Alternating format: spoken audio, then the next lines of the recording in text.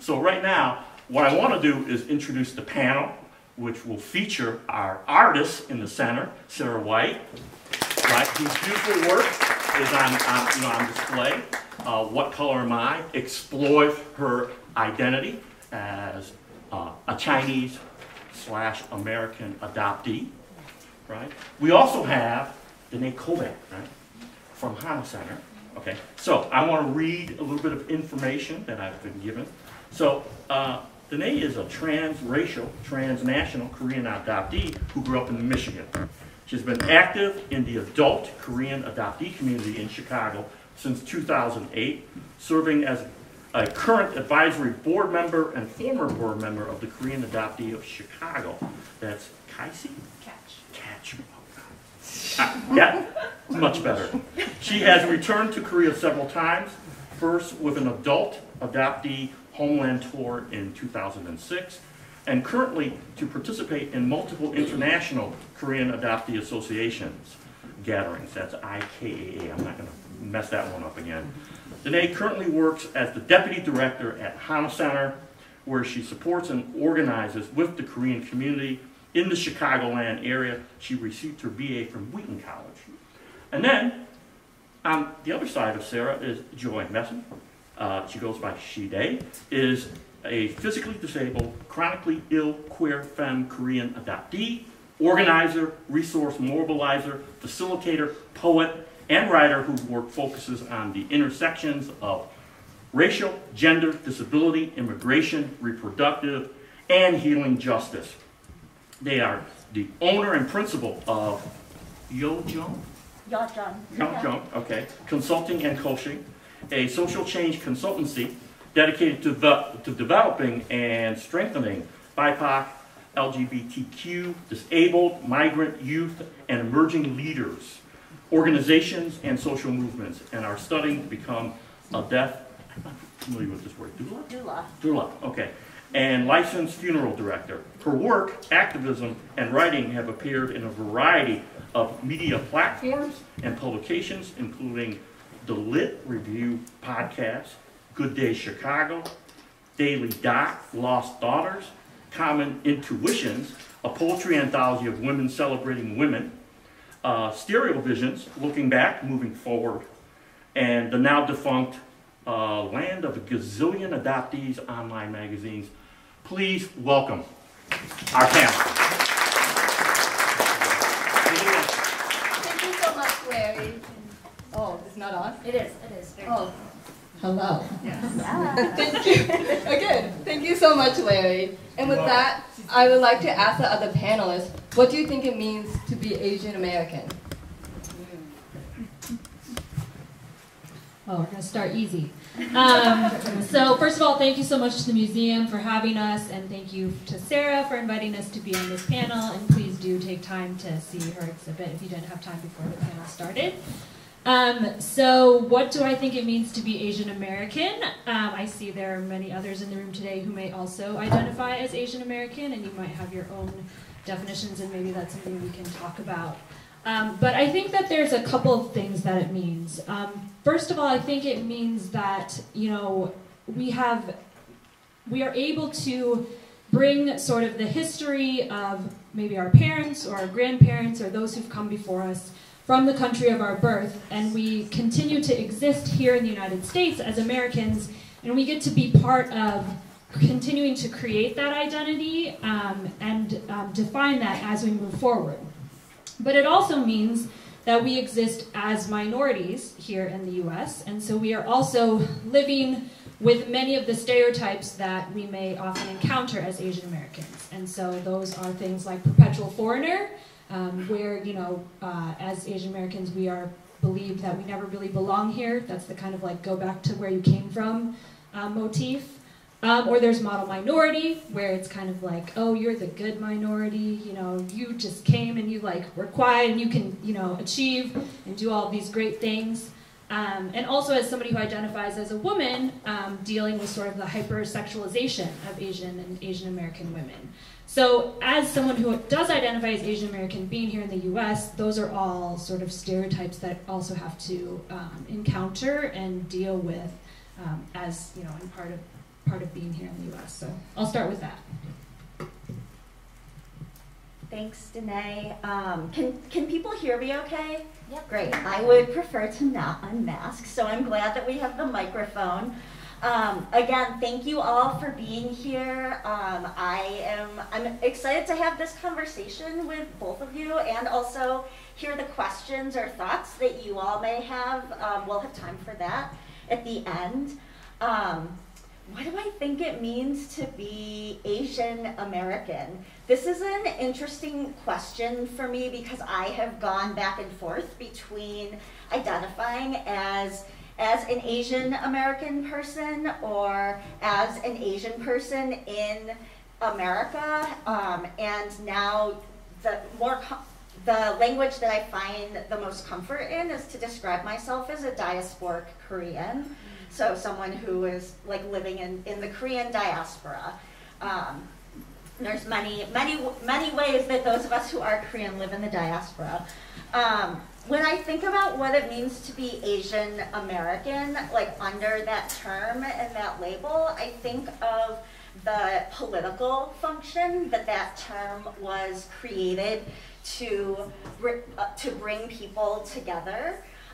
It was created primarily by East Asian people to bring other diasporic Asian people together under a political identification in order to advocate for greater civil rights. And so sometimes I find power and solidarity in that, right? Like sometimes I also, like as being an East Asian person, as being someone who, for better or for worse, is like often thought to be Chinese rather than Korean.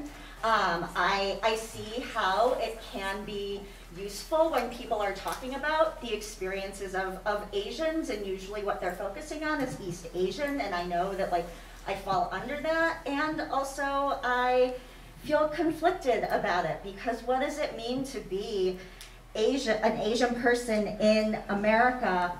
What does it mean to have been brought here to fulfill one colonial purpose while also carrying out another colonial purpose in settler colonialism, in like being on this land and benefiting from the fact that I was raised in and grew up in and have lived my entire life in a country where everything that I have and everything that my parents were able to give me was a result of the stolen land of indigenous people and the stolen labor of enslaved Black people. And so what does it mean to be Asian American? It feels very conflicted.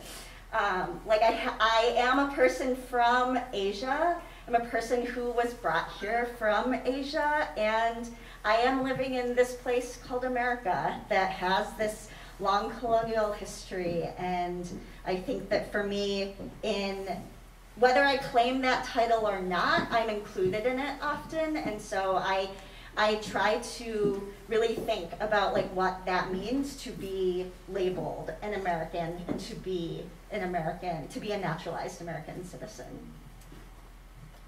Thank you both. I completely agree. I do think the idea of being Asian American is deeply complicated because I would say I do identify as Asian American due to the fact that I do have a relationship to Asia, specifically China, but also to America. But it is so deeply political, as you were mentioning. And with that, I would also like to ask, do you think Asian adoptees are part of the Asian American community? And if so, why? And also, what factors isolate adoptees from the Asian American community? Okay. Yes, I do think that Asian or adoptees are part of the Asian American community, but I think that it's also true that many times many of us don't feel like we're part of the Asian American community. And I would also say that for me, this has changed over time in terms of how I feel about it and how closely connected I am to different communities. And you know, I think that's normal. We're all kind of developing our identity over time in life. So, you know, I grew up in a white community in Michigan, and I knew I wasn't white, but I wouldn't have said that I strongly identified as Asian American or Korean American when I was growing up. And then I went to college, and nobody knew my family or anything like that, you know, and everybody kind of treated me as though I was very Asian, like, why wasn't I in the Asian club, and, you know, like, all these things. And I was very confused by this, because growing up, you know, I was the girl that was in choir, you know, I was in this class or did this thing, and I had always been sort of identified by the things that I did and not, you know, so much by my racial identity. And so I had to really kind of deal with that when I was in college. But I didn't feel like I fit in with the other Asian Americans that I met in college. You know, they all came from Asian American families, and I didn't know what that was like. And so, you know, that was hard. And I had to really, from then until now, kind of negotiate for myself what it means for me to come into my own identity and claim that I am part of the Asian American community and be able to sort of define that for myself and then be able to speak from that position, as opposed to kind of always, you know, like you were saying, like having other people define that for you. So yes, I think that we are, and I think that we should stand up and claim that, but I totally recognize that, you know, even for myself, sometimes I don't necessarily always feel that, and I know that a lot of other adoptees often don't as well. Yeah. I know, I was like, I want to hear Sarah's opinions first. No, it's okay. Do I think that Asian adoptees are part of the Asian American community? So my first big, like, simple answer, like agreeing with Danae, is yes, right? Like, I think that Asian adoptees are part of an Asian American community, are part of an Asian community in America. And in that way, like, we shouldn't have our racial identity, like, taken from us without our consent in that way. And also, I think a lot about, like, what is the Asian American community? Is there one? Are there many? Like, what do these Asian American communities look like? I know from, so I used to be on the board of this National Queer Asian Pacific Islander organization, which also, like, we could have a whole other panel that, like, I wouldn't be on because I wouldn't be the person to talk about this, but about, like, the lumping together of, like, an Asian identity and a Pacific Islander identity, and the ways that, like, an Indigenous and non-Indigenous identity were, like, put together for also political purposes. But one of the things that I learned is that there's so many different communities in an Asian American community, right? There's different racial and ethnic communities, and I'm a queer person, and so I find a lot of commonality with other queer people of color, regardless of, like, our racial backgrounds or whether we're adoptees. I find a lot of solidarity with transracial adoptees, regardless of our racial background. I'm getting a little bit away from the question. So I do agree with Danae. I think that, you know, all Asian adoptees can identify in the ways that they want to, right? And I know a number of Asian adoptees that will say, like, I don't feel Asian. And I think that there's something that happens in this country where, like, we get racialized, or I'll say I get racialized, whether I want to or not. So I learned from a really young age, actually, that, like, I actually didn't have a choice about whether I was going to be Asian or Asian American. Like, white kids told me I was going to be, whether I wanted to be or not. That they use racialized terms to bully me when I was younger. One of the things that has been really powerful about, like, following like all of the recent media around everything everywhere all at once is that like people used to call me short round to bully me when I was younger. And so to see like Ke Huy Quan like getting all of these awards, I'm just like, yes, like I am in solidarity with this man, whatever he does, and I'm obsessed with this movie. When like as a Korean adoptee, being like spending time with Korean people who are not adopted when I was a kid growing up, like I didn't get a choice whether to identify as Korean or American or Korean American, because they were always going to tell me as well, right? Like they were always going to tell me that like I wasn't Korean enough. So they would call me, Korean non-adoptees would call me things like a banana or a Twinkie, right? And so for those of you who don't know what that means, it means you're yellow on the outside, but you're white on the inside, which is a really non-consensual way to like take someone's racial identity away from them. So I think that, you know, deciding that there's like one way to be Asian, that like you have to know the language, or you have to, you know, like a certain part of culture, that you have to like bubble tea or love K-pop or be really into BTS, that like deciding that those things, that like they can be things that bring us together as fans or people who enjoy things, but deciding that those are like the things that make us Asian or the things that make us Korean can be really isolating. Like there's so many ways to be Asian. I see lots of people who like either identify as Asian, have been racialized as Asian, like in this room, and I'm sure that as many people are in this room, as like as many ways as there are to be like Asian or Asian American. So I think that could be, yeah, that to me is something that I remember, that like even Asians who are not adoptees are like not a monolith, and so therefore like Asian adoptees should be held to a higher standard of how we should have to be Asian in order to also be accepted into the Asian American community, especially when mainstream white society, whether it's white liberals or whether it's white nationalists and white supremacists, actually are not going to care, and they are going to look at us and think that we're Asian, that we are all one type of Asian anyways, and treat us accordingly. Thank you. Honestly, thank you both, and I agree. Sorry, I feel like I keep on saying I agree, but that's why you can speak first. Yeah. Okay. Next question, you answer first. Okay. And then we'll be like, we agree. So, I do think adoptees are a part of the Asian American community, but at the same time, it's about how do you feel? What do you want?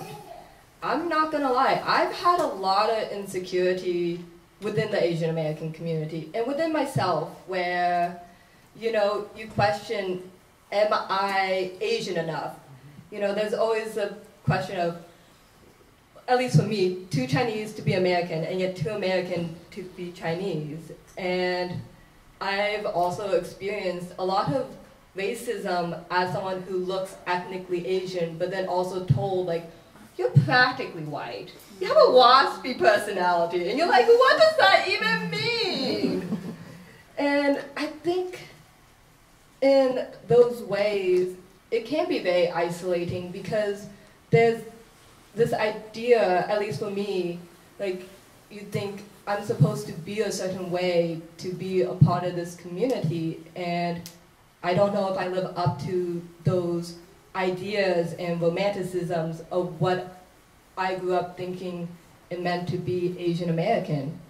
And I think whether you choose to be a part of a community or not is difficult, because sometimes you have interactions and they're like, oh, and other times it can be so amazing to connect with people that you see such a deep relationship to. So in that way, I say adoptees are Asian American, but also, what do you want? And I would also like to ask, So, as an adoptee, do you ever feel like you are culturally appropriating the culture of your motherland? Because I'm not gonna lie, I definitely feel like growing up, I felt that way sometimes. Sometimes I felt like I was overcompensating. I would try to look and be a certain way to kind of make up for my own insecurity. And I'm not gonna lie, I'm 26 and I'm still figuring it out, growing, and I would love to know how you all feel about this idea of culturally appropriating from the country that is your motherland, because it's complicated where you're like, I am Chinese, but also I have this relationship to whiteness and I am so deeply lost. And I think that's a real question, is what are we? What are we doing? And with that, I agree.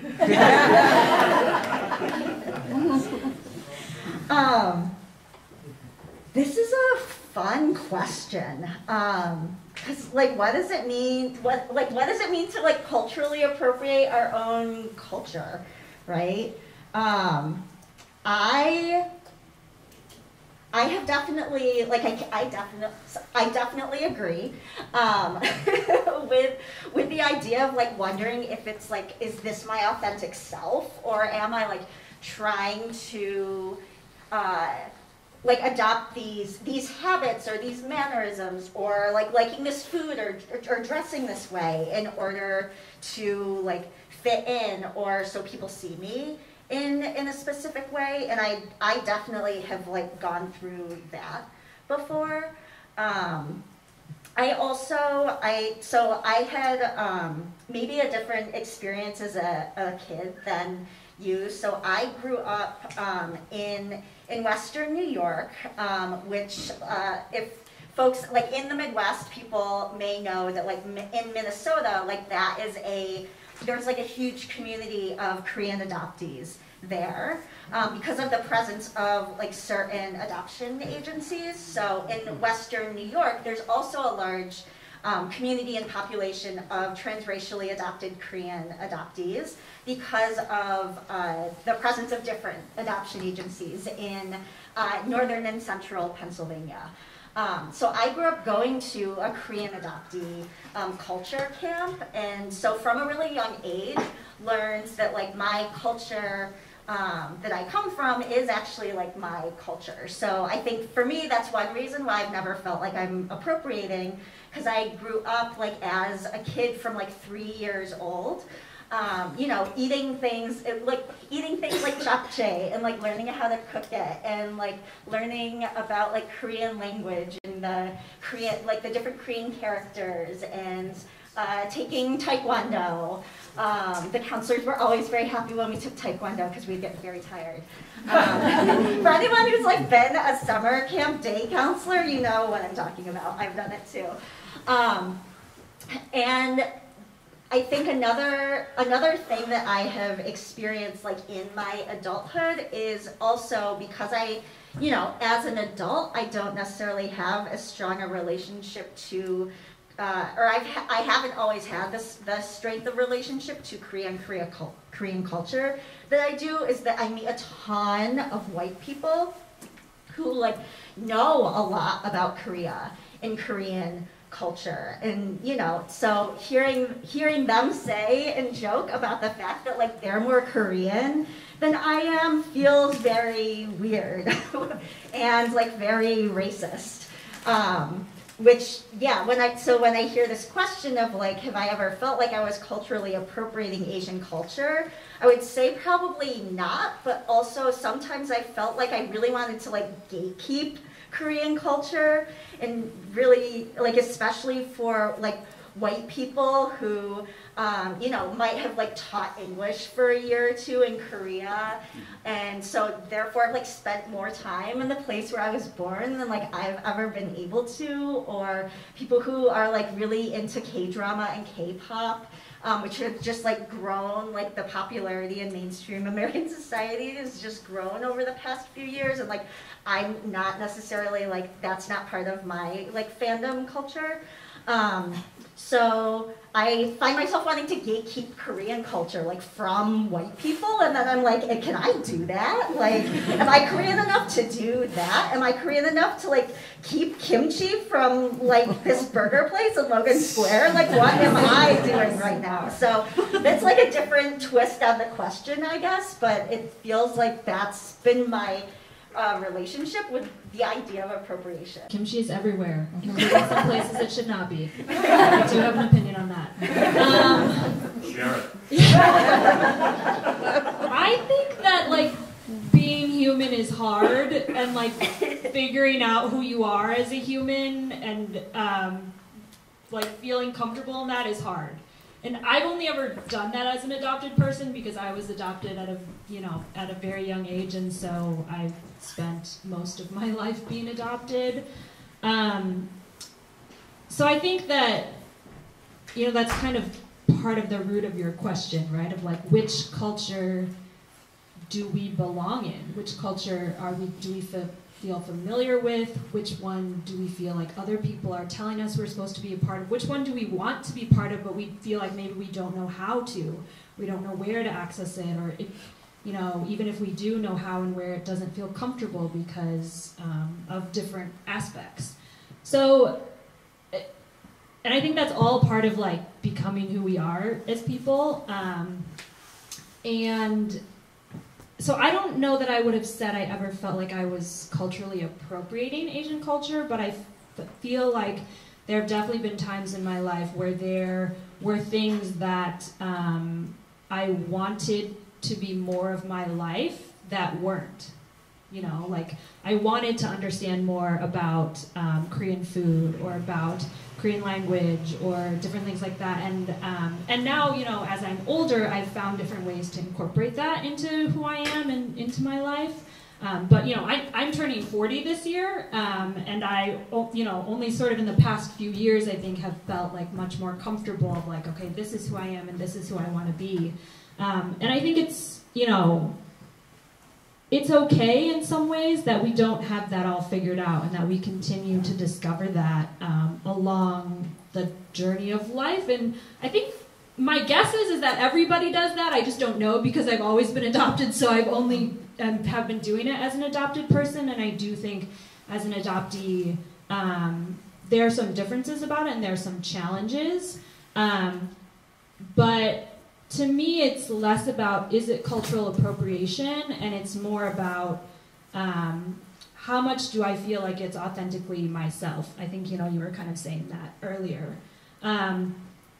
And I do think that, as a person who was born in Korea and then brought to the US through adoption, like that is my heritage and that is my history and that is for me to discover and reclaim. And unfortunately, it's not, there's also not great things about Korea and Korean history and heritage and culture. That is also part of that, right? We also, I think, don't want to fall into this binary of like, oh, like Korea is everything good and the US is everything bad, versus, when we're trying to fight against this narrative that, the US is everything amazing and wonderful and like you were saved from, dying on the side of the road or whichever humanitarian, image you want to use here.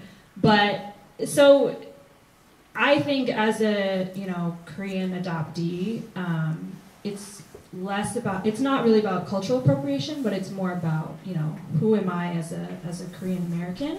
And I do get what you're saying, Joy, when you see other non-Koreans or non-Asian Americans who, especially with aspects of culture that have become really popular and hip and, everybody loves BTS and, all those kinds of things. There is part of me that does also want to kind of be like, excuse me, like, what are you doing? Like, who, and so I think that's something we also, as Asian Americans and, especially like as Korean Americans and with some things in Korean culture becoming very popular recently, that's a reality that we also are encountering living here in the US.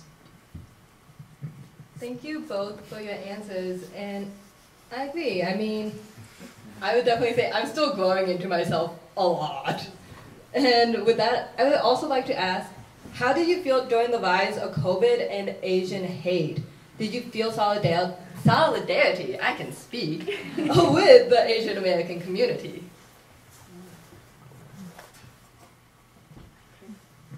Like, I could go first, and I have like a very like team wet blanket answer on everything related to the pandemic.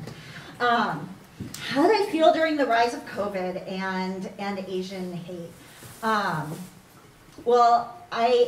So one thing I'll say about the pandemic, it's ongoing, right? Like the pandemic is still happening, and I always want to acknowledge that whenever we talk about the pandemic, that it hasn't ended, regardless of like what business owners and the government want us to believe in the media. So how did I feel during the rise of it? I felt a lot of things. One thing, so I also have a background in public health. And so one thing that I felt was just like raw anger, where I was just like, how can so many people be getting this wrong? How can the CDC be like fucking it up this badly? How can like right-wing, well, not how can, but like just right-wing, white nationalists are like leaving so many of us to die. And that's really unfortunate. I think that, you know, the previous president did Asian communities no favors with his hateful language and the way that he stoked people's fears, and we have seen like how that sort of like language narrative can like leads itself to different forms of violence and genocide, and like none of that was okay.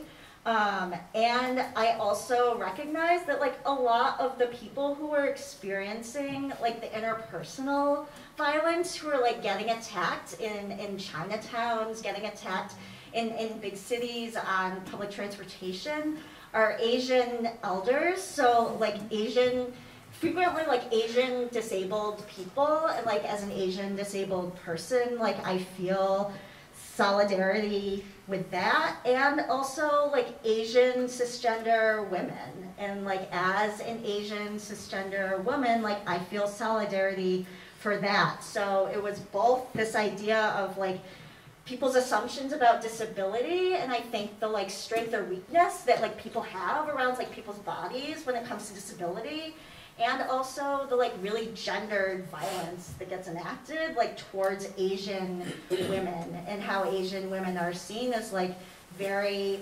expendable, very sexualized, like very able to like have their bodies, have their bodies just like exploited and violated.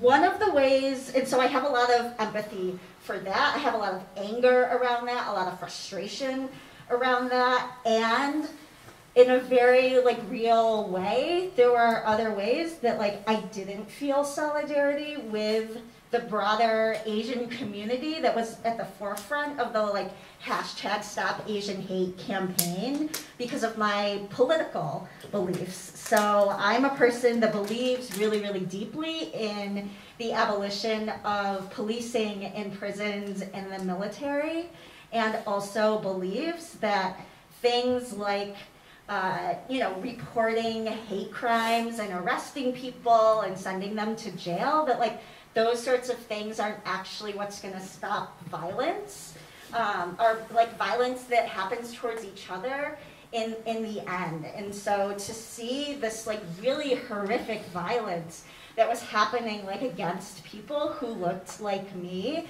be boiled down to like we should charge them with a hate crime and send them to jail felt really frustrating for me, because it really goes against a lot of the values and the beliefs I have, that like actually if we look at conflict in different ways, if we look at harm and violence in different ways, and if we like are able to like create networks in our neighborhoods that can help people feel safer rather than always having to rely on the police, then maybe like a lot of these things wouldn't happen. And so, right, like if the media were actually not allowed to reproduce like every time the president was saying something anti-Asian, like that could help. Like if in our neighborhoods we had like rotating groups of people that would like always make sure that like elders were able to like walk on the sidewalk safely, like that could help.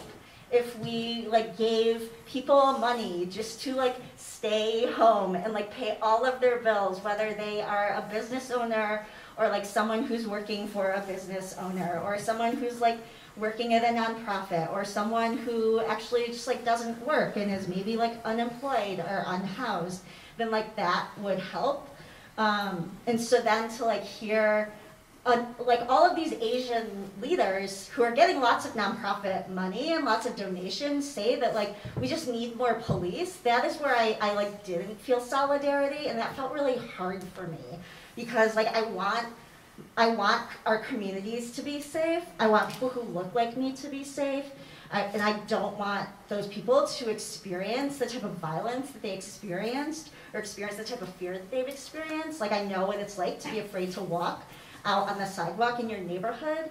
And the fact that so much money was put behind this policing narrative like made it really hard for me. It made it really sad that like that is kind of the place where the broader society sees of like, this is how we stop the problem.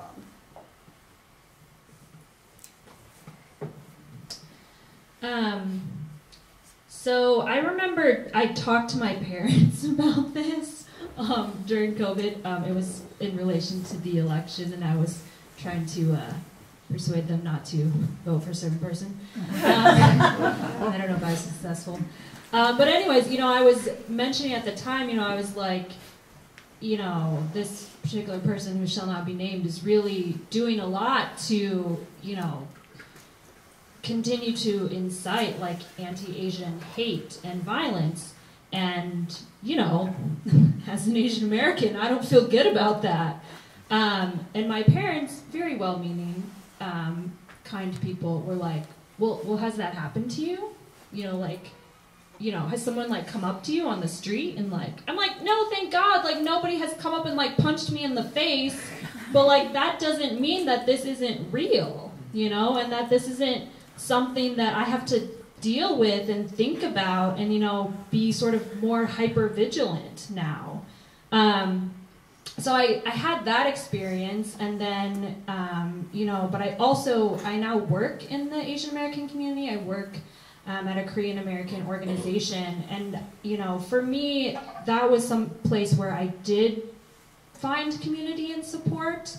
And, you know, I think about how, you know, like when the shootings happened in Atlanta, and, you know, many of my Asian American friends who worked in predominantly more white spaces, you know, I think, you know, when that happened, felt a lot of sort of trepidation and like anxiety about then going back into spaces where they weren't sure, was this even going to be acknowledged? Were people going to, you know, like understand, especially Asian American women were feeling and voicing a lot of that.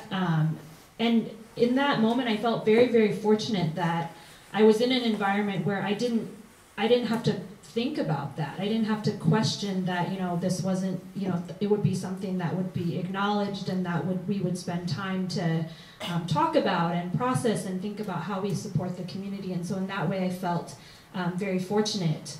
But I also, you know, I think there was a lot of talk, especially amongst more like second generation or third generation Asian Americans, who talked about, you know, feeling really worried or concerned about, you know, like their parents, especially as we saw, you know, many of these at least more reported incidents of anti-Asian hate and violence were against, as you were mentioning, like elders in the community.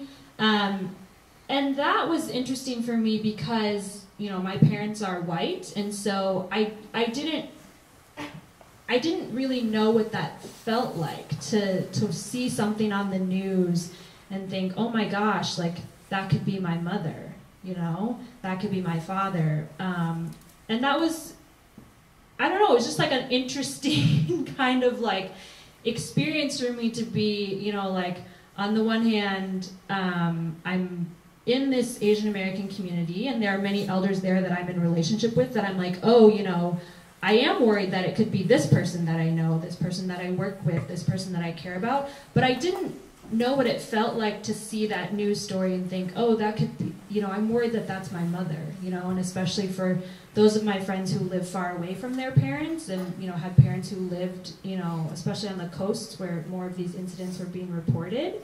And so that was just really interesting, and then to have that conversation with my parents, I was like, oh, this is a very different experience.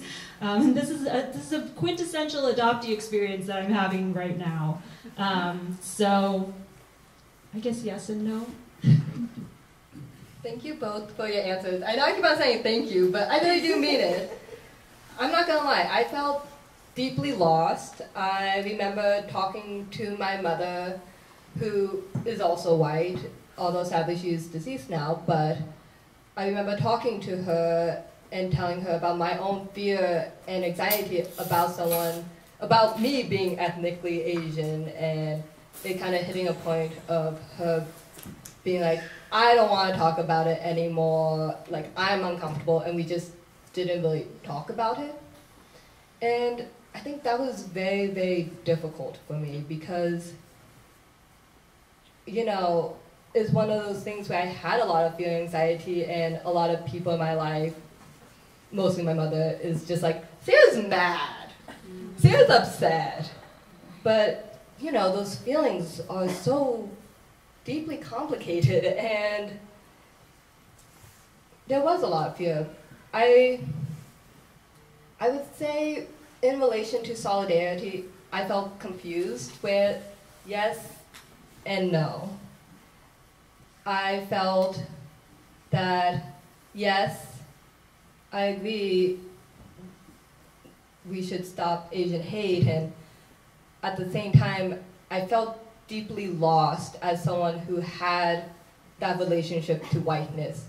And I think, you know, I was very much so questioning myself.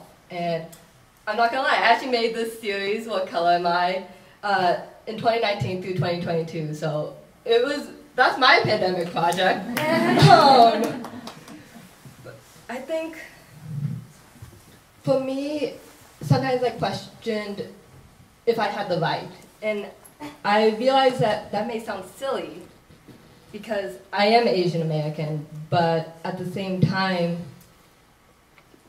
I didn't know, I still am learning about my relationship to it all. Because I'm gonna be honest, I don't have it figured out. It may look like I have it figured out because I'm sitting here, but I don't have it figured out at all.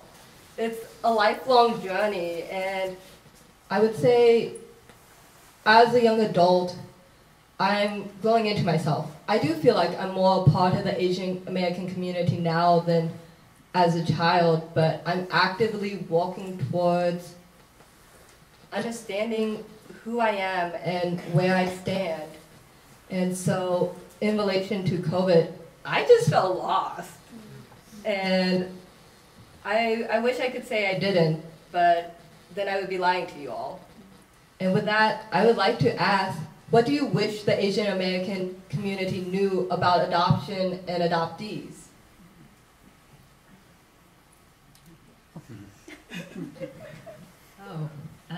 So many things.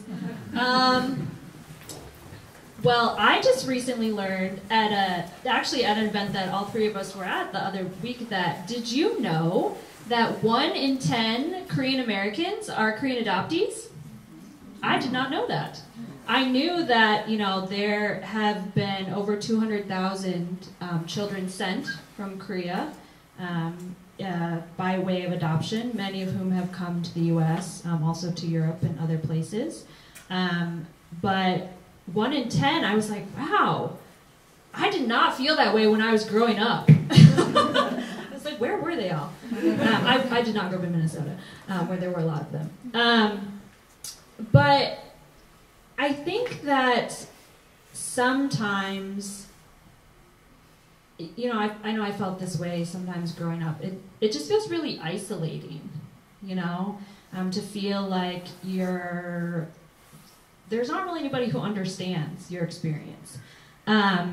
And, you know, it was mentioned in my bio, so I've been part of the adult Korean adoptee community since 2008, and that for me has been something that I think has been really life-giving. And it's not to say that, like, just because we're adoptees, like, therefore we all get along. No, there's drama, don't worry. And, you know, or like any other thing.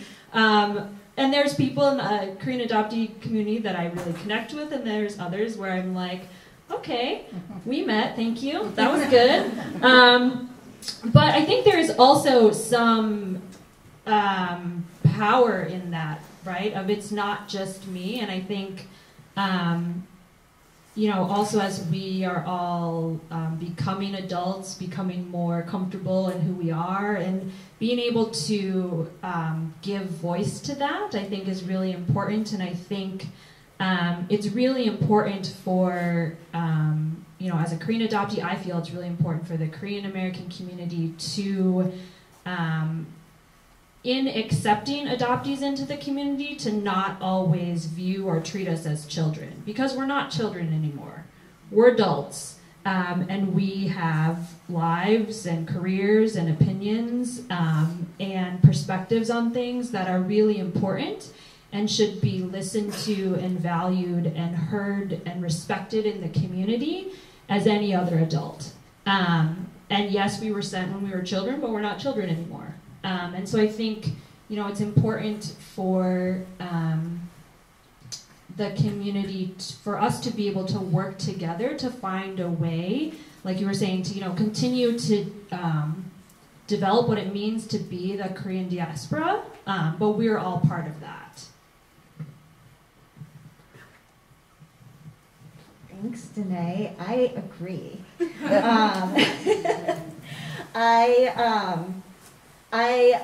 I also think that there's something that Asian and Asian American organizations can do to make sure that adoptees are welcomed in space. So to make sure that, like you're saying, both that like adoptees are welcome, but also like multiracial people are welcome in space, and then to like have conversations internally within groups and organizations to make sure that that is the case.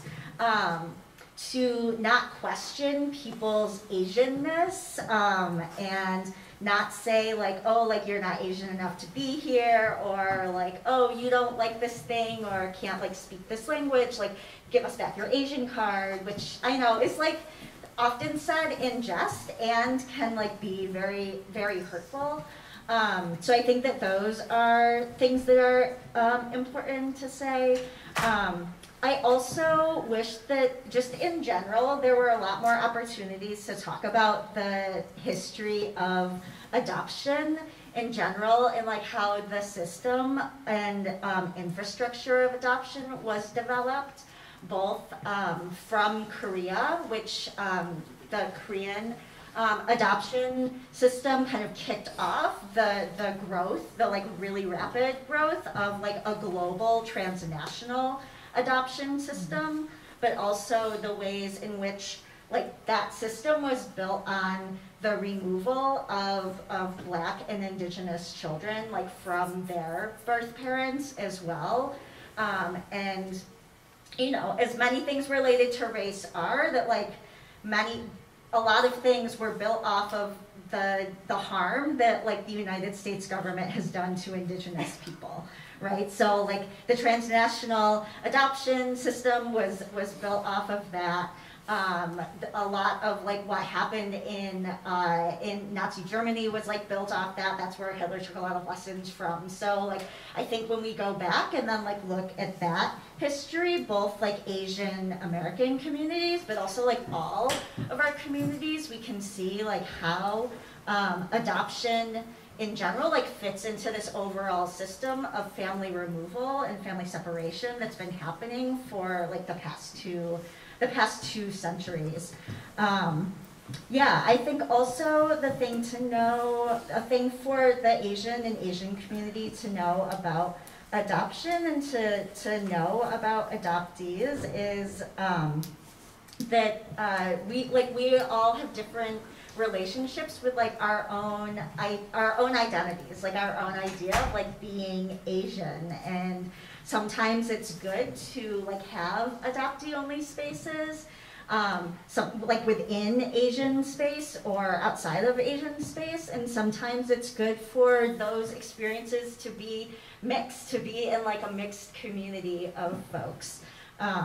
So I would say, yeah, like all of those things are important so adoptees can feel as welcomed as they want to be, like in the spaces that were not always necessarily made with them in mind.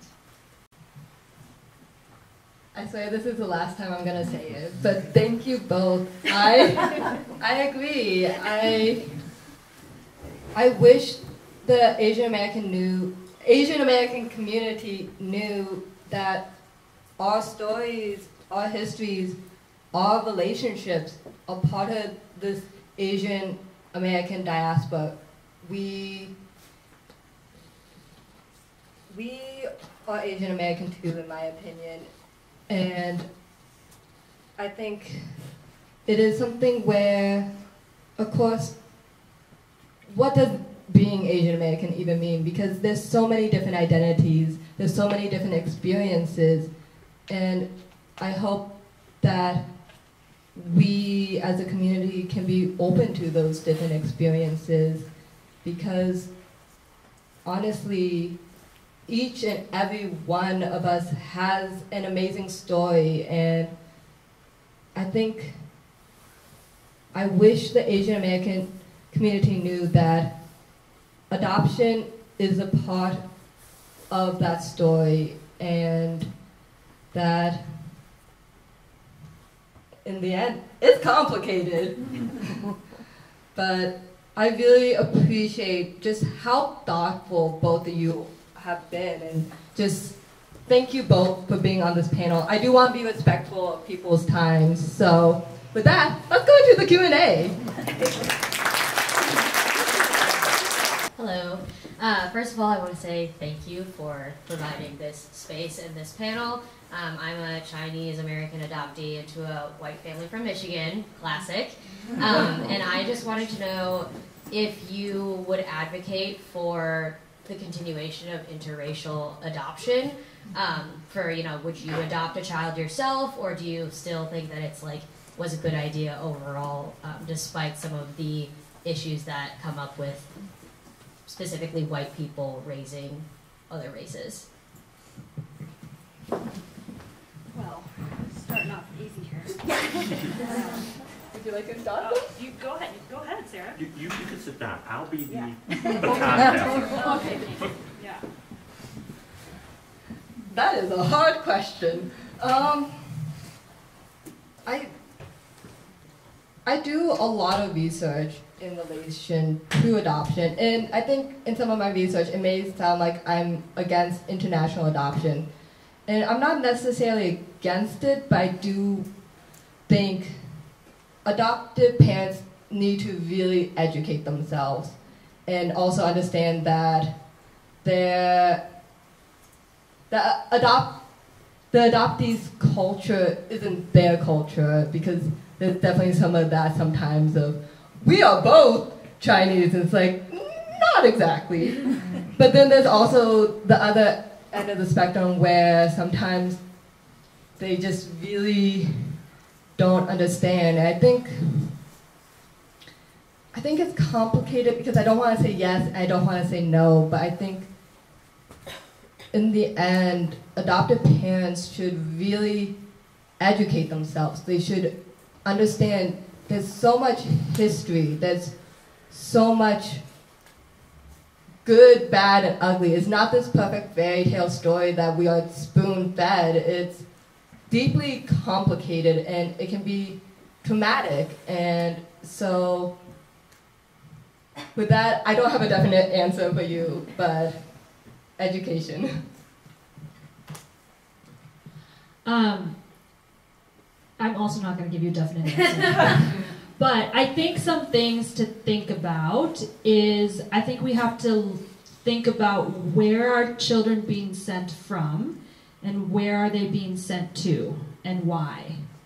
And I think that, unfortunately, a lot of times adoption is used because places don't want to invest in things that will help families stay together, and they don't want to create policies or invest money in doing that, especially if that means fighting against existing cultural norms. And so I think, unfortunately, like Korea, I can only speak mostly about Korea.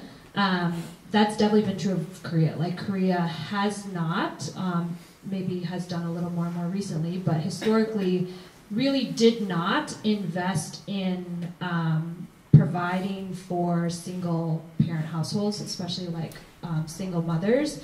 And so, this narrative that a lot of adoptees are orphans is not always true. A lot of us have parents and families and other siblings and things like that. And there either wasn't, familial support, structural support, societal, cultural support to be able for families to stay together. So I think that's always kind of why is this happening, and what else could we be doing? And I think whenever adoption is sort of set up as this humanitarian savior narrative, this is the only way that children aren't dying in the streets, that to me is a huge red flag. Yeah, thank you for both of your thoughts. I agree, and wanted to add, so building on these questions that you're raising, Danae, of who's being sent, where are they being sent, why, why do these systems exist? So I'm someone who is more on the spectrum of, I don't think that there should be any more transracial adoption, and I don't think that there should be any more transnational adoption, and I also don't readily have solutions for what would exist instead. I just know that if I go back to my values and my political beliefs and what I believe, that it feels like we could just be doing something a lot differently. So Danae, you had raised the point of in Korea, single mothers, women who are not married and are pregnant, they have no support, no societal support. There's so much shame and stigma, and that is related to the paternalism in Korean society. It's related to the large amount of Christianity and what Christianity brings in terms of it's big players of shame and stigma to Korean society.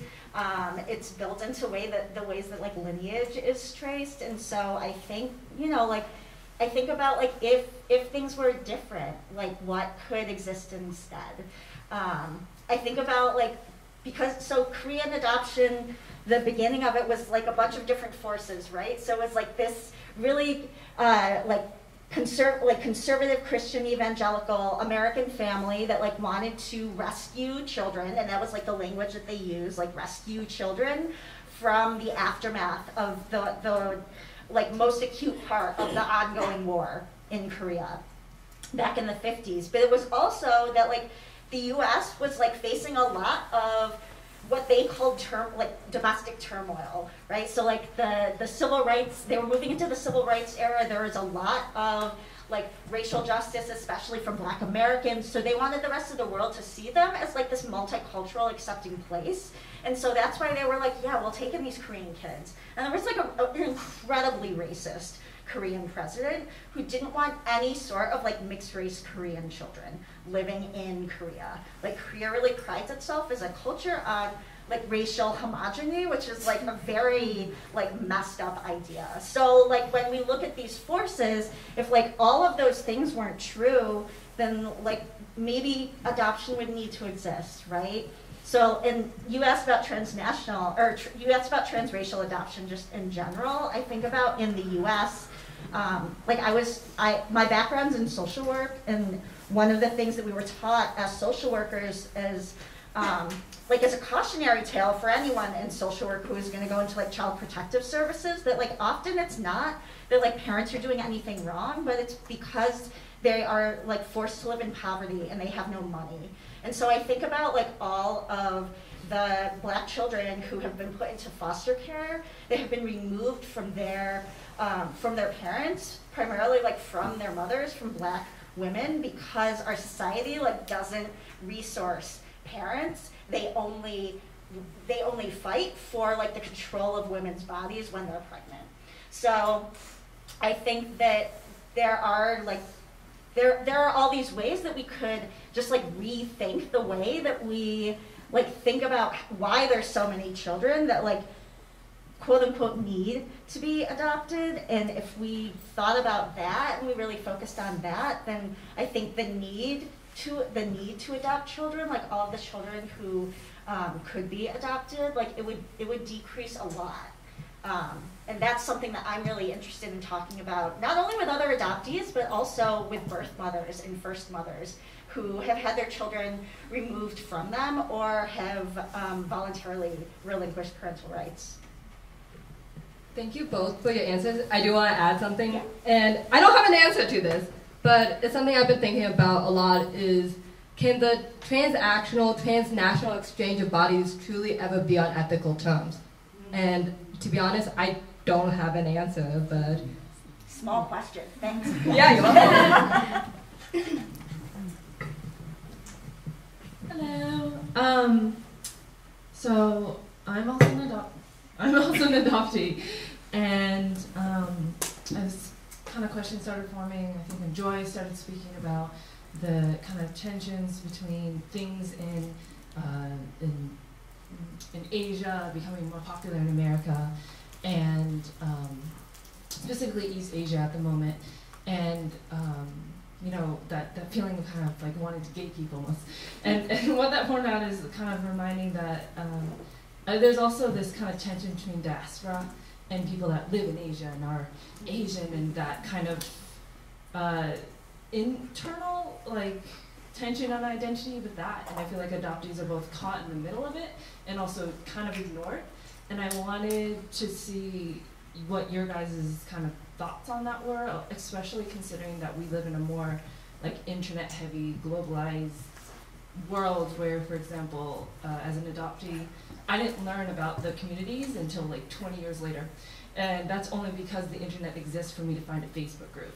So I'm wondering if this change might make things better because we'll have more voices, or if it's going to make things harder or weirder because now there's just going to be more voices making the mix more complicated, and there's going to be, you know, a fight for whoever's the more dominant voices. And unfortunately, because other people can also hear us, sometimes we get people that say, I mean, I've just seen in arguments where people are like, well, often, of course, non-Asian people saying, well, these people in Asia have the better opinion because they live in Asia, and kind of overriding diaspora voices from all over.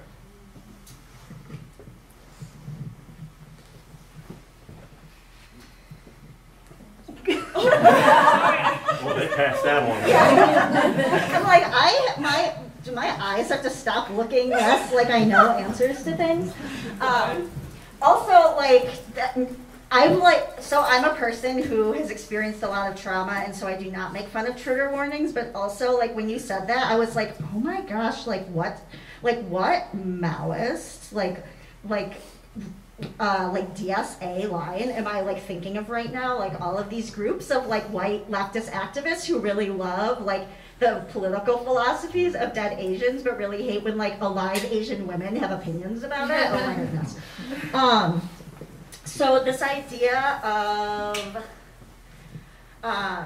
like I'm trying to understand your question, like the idea of like who has the most authentic Asian voice, or like will the rise of the how will the rise of the internet Yeah, I guess, yeah, like how like the increase of all these voices may or may not affect these identity politics, and especially considering that I feel like as an adoptee we're caught in the middle of it.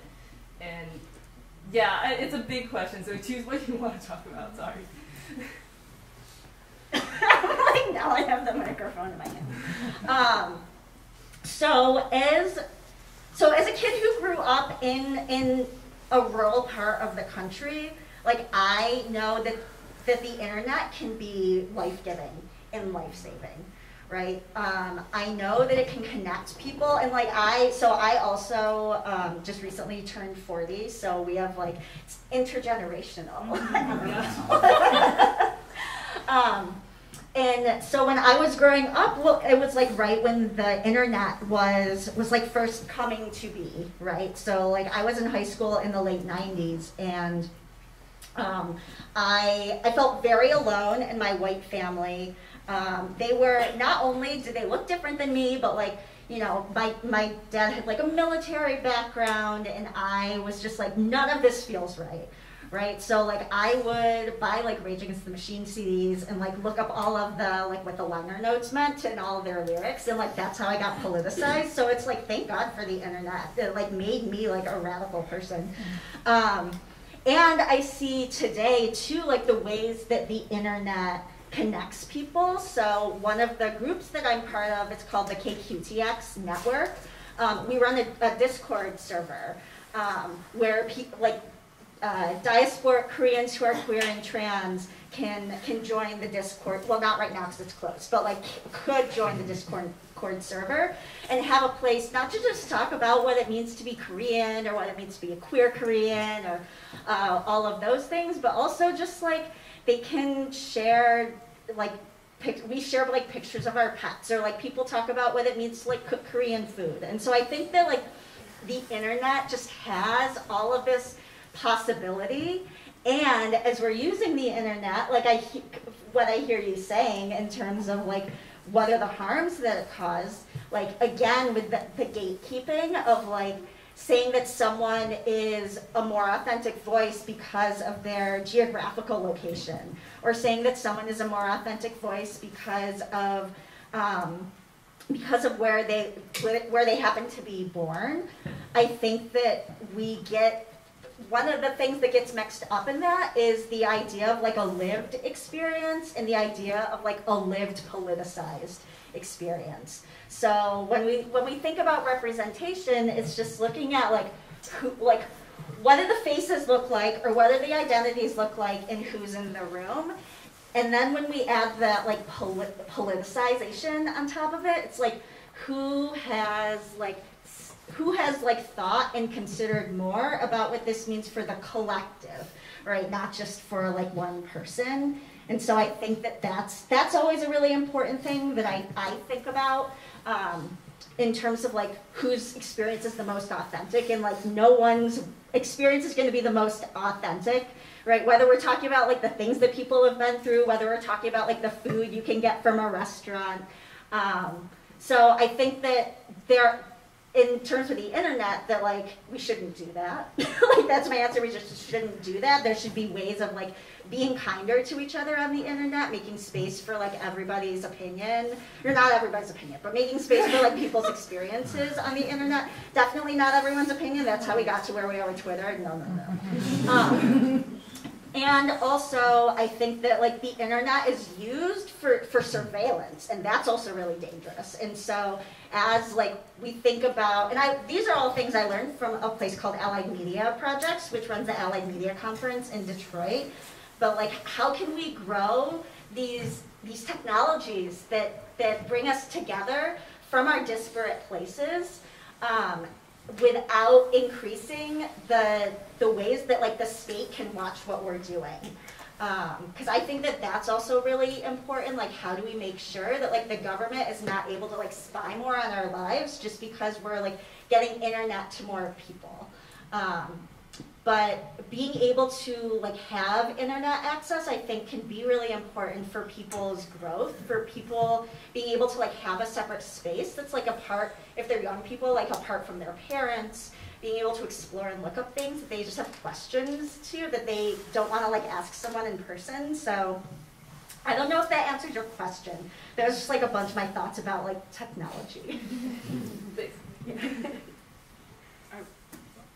Well, I don't know too. We don't necessarily all have to answer all of the Yeah. questions. Not that I'm trying to abnegate, but I just know we don't have a ton of time if there might be other questions, so. Well, thank you. I'm much older than most of the either panelists or the audience here today. I'm 71 years old. I've been here since I've been in this country since 1979 as a graduate student and finished the education. Then came from Wisconsin to Chicago, lived here for 40-some years. I got married in Wisconsin. I raised a family with 2 kids here in Chicago. Both my kids were born here. So I promote the idea to have my kids to go to Air Force Academy. My son got in. And then we went to the orientation. And then during orientation, they tell him that since you wear glasses, so you cannot be a pilot. So he came back home by telling me that he's not going. So eventually he went to U.S. Pennsylvania. And he finished his education there. But then he joined the ROTC program. Before he went to school, before he went to UIUC, the first UIUC, right? The first day, before he went there, before I dropped him off there, he asked me a question. Am I American or am I Chinese? And I think that relates to most of the questions we discussed here today. And without a hesitation, I told him, you are American. You cannot identify yourself as Chinese. You cannot identify yourself as Chinese American either.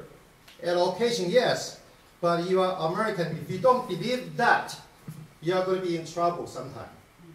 Of the 200,000 children that were sent from Korea, over half of them were sent to the U.S. That's how we get to the place where 1 in 10 Korean Americans are Korean adoptees. It sounds like you, as a first-generation Chinese American, have had a very different experience than those of us on the panel who were sent to the U.S. not by our own choice, through adoption. And so you clearly felt that you could freely share that experience here, as we are also freely sharing our experiences with everyone in this room by participating in this panel. I think that the issue, the question of identity and identity development is different for each person. And as people who were raised in households that had white parents, we also have different experiences than those of your children who also, it sounds like, were going through their own questions about who they are and how they identify. And I think that's a very normal thing for everyone to do as they come into adulthood. What passport you hold and how you feel and where you feel you are accepted and find belonging are not always the same, and they're not always that clear. And as we go through life, that might change. And so that would be my response to your comment. Thank you. I also just want to say to every diasporic Asian person in this room that you look Asian.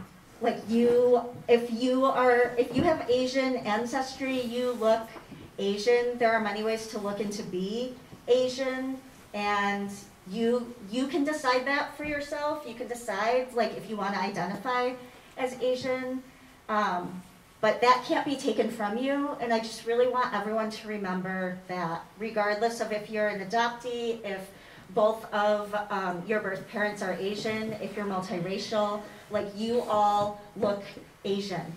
Please remember that. Please don't let people tell you that if you are not monoracial, that you're not Asian. Thank you.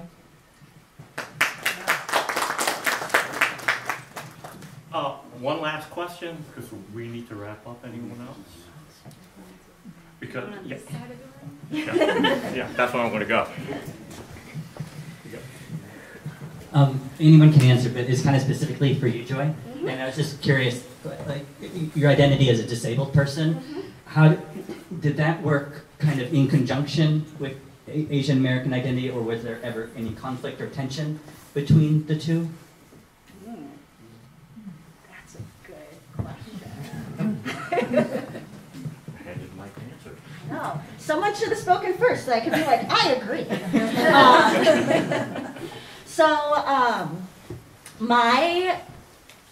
Thank you. Thank you for that question. I've gone through a lot of thought and deliberation about my Asian American, diasporic Korean identity based on like how closely aligned I'm like feeling, like how far on the like liberal to leftist like political spectrum I'm feeling, how good I'm feeling about like the state. As a chronically ill and disabled person, I think specifically because I've been so lucky to like be nurtured by the framework of disability justice, specifically like from many of the folks who I'm sure, as you know, like started the organization Sins Invalid. I actually, like, I've never gone through like that, like wondering if I'm disabled or disabled enough or anything like that, and so I feel really lucky because of that. Because I've been nurtured by an Asian, or I've been nurtured by a disabled and chronically ill and spoony community that has always, like, that's never gatekept disabled identity, has never gatekept what it means to be disabled, and because of that, like the broad definition that I was brought into disability identity with, of like both like physical disability, developmental, mental disabilities, mental health, chronic illness, that I was like, I belong here. And because of knowing and learning about my disability and my chronic illness in relationship to like the impact of the environment on that, so like being disabled by the world instead of like being a disabled person and like having something wrong with me, which is like a whole, it's like a whole other panel that that we could have and talk about on like disability and disability justice and disability identity. But yeah, I didn't have that for my Asian American identity. Like it wasn't nurtured in those ways. It didn't feel like all inclusive and welcoming in those ways. It was gatekept in a lot of ways. And so yeah, I actually, like, now that you asked that question, like I really wish that had been my Asian identity development experience. And I'm so lucky that it's been my experience as a disabled person. What I will say is that like there's a huge relationship between of ableism that's like woven into adoption systems, right? So like adopted children are more likely to be relinquished for adoption for many reasons that like we don't have time to get into today, unfortunately, but that I definitely like have adoptee friends who are disabled, and that like that was part of like their adoption story and their adoption experience. And I think that it definitely warrants a lot more conversation, a lot more looking into about like what does it mean to like have a body? What does it mean to have a desirable body? What does it mean for our bodies to be seen as worthy in society? Yeah, thank you for that question. I'm like, I could talk for hours on that. Thank you.